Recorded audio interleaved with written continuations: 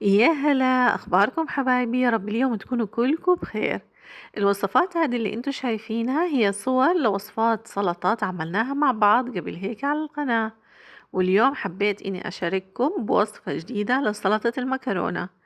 اكيد ممكن نعملها كطبق جانبي جنب انواع تانية من الاطباق الرئيسية.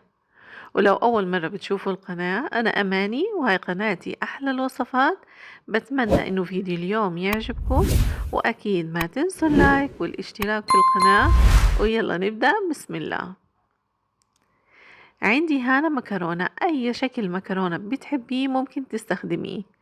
استخدمت أنا حوالي 200 جرام من المكرونة، سلقتها أكيد بمية مغلية وفيها شوية ملح من غير ما أضيف أي زيت، لأنه الزيت حيمنع إنه هذه المكرونة تمتص أو يلتصق فيها البهارات والتوابل وحتى الصوص اللي رح نضيفه.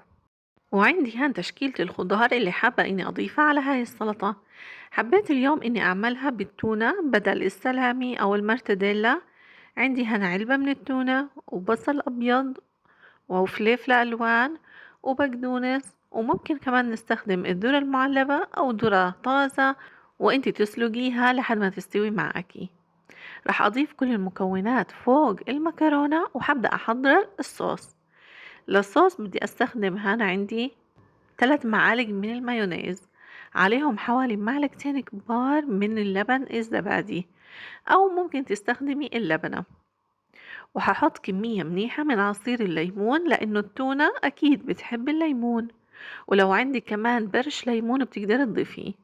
وحضيف ملح وفلفل أسود وزيت زيتون وأقلب هاي المكونات مع بعض كتير منيح. إذا حسيتي إنه قوام هذا الصوص كتير تقيل زي ما انتي شايفاه معايا، بتقدري من مية سلق المكرونة تضيفي حوالي مغرفتين عشان تخففيها وتصير سائلة معاكي أكتر. وأكيد يا حلوات، عشان ما تتغلبوا انتوا تدوروا على طرق ووصفات السلطات، هترك لكم إياها كلها في رابط واحد حنزله في صندوق الوصف أو في أول تعليق مثبت عشان تستمتعوا بمشاهدته وأكيد تستفيدوا منه. أنا بعد ما خففتها صارت معايا بالشكل هذا، راح أضيفها كلها على السلطة اللي أنا محضراها عندي، وأقلب السلطة هذه كتير منيح عشان يتغلغل فيها الصوص الخطير اللذيذ اللي حضرناه مع بعض. وزي ما حكيت لك، إذا حابة إنه تختفي تماما نكهة الزنخة، ضيفي عليها كمية منيحة من الليمون وبرش الليمون.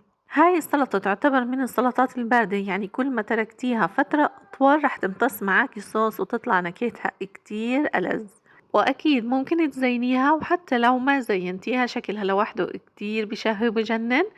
وأنا حبيت إني أزينها هنا بشرايح من الليمون، واحترت هنا بالبقدونس وين أحطه عشان يكون شكله كتير أحلى لحد ما وصلت للشكل النهائي. حبيباتي، أنا هيك بكون وصلت معاكم لنهاية فيديو اليوم. بتمنى إنه يكون عجبكم.